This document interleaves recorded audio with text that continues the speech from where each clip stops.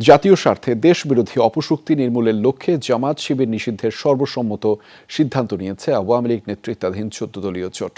জোট নেতাদের আশা, সরকার এই সিদ্ধান্ত বাস্তবায়ন করবে। রাতে আওয়ামী লীগ সভাপতি প্রধানমন্ত্রী শেখ হাসিনার সভাপতিত্বে অনুষ্ঠিত ১৪ দলীয় জোটের সভায় এই সিদ্ধান্ত নেওয়া হয়।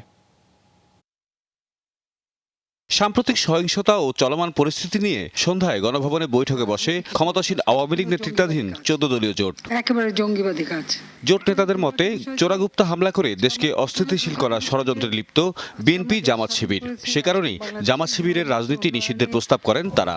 জাতীয় স্বার্থে দেশ বিরোধী এ অপশক্তিকে নির্মূল করা প্রয়োজন।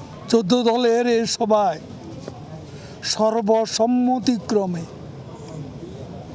সিদ্ধান্ত হয় জামাত শিবির গোষ্ঠীর অপশক্তির রাজনীতি নিষিদ্ধ করার জন্য।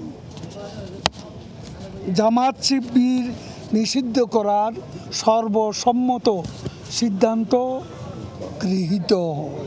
ব্রিফিংয়ে আওয়ামী লীগ সাধারণ সম্পাদক জানান, চলমান পরিস্থিতিতে আন্দোলনরত শিক্ষার্থী সহ সাধারণ শিক্ষার্থীদের নিরাপত্তা এবং শিক্ষা ব্যবস্থা স্বাভাবিক পর্যায়ে ফিরিয়ে নেওয়ার বিষয়েও আলোচনা হয় ১৪ দলের বৈঠকে। নেতৃবৃন্দ আশা করেন কোনো শিক্ষার্থী ও নিরপরাধ মানুষ যেন হয়রানির শিকার না হয়, সে বিষয়টিও আইনশৃঙ্খলা রক্ষা বাহিনীকে বিশেষ গুরুত্ব সহকারে দেখতে হবে।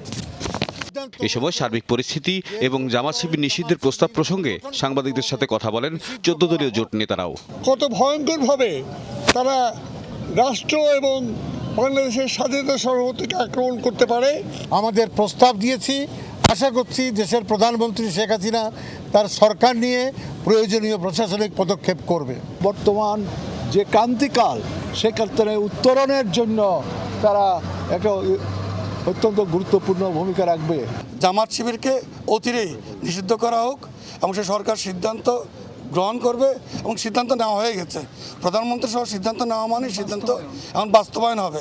সাম্প্রতিক সহিংসতা ও সন্ত্রাসের বিরুদ্ধে আইন অনুযায়ী ব্যবস্থা নিয়ে জনমনে স্বস্তি ফিরে আসায় প্রধানমন্ত্রীকে ধন্যবাদ জানান ১৪ দলীয় জোট নেতারা। তৌহিদ মিথুন, যমুনা নিউজ, ঢাকা।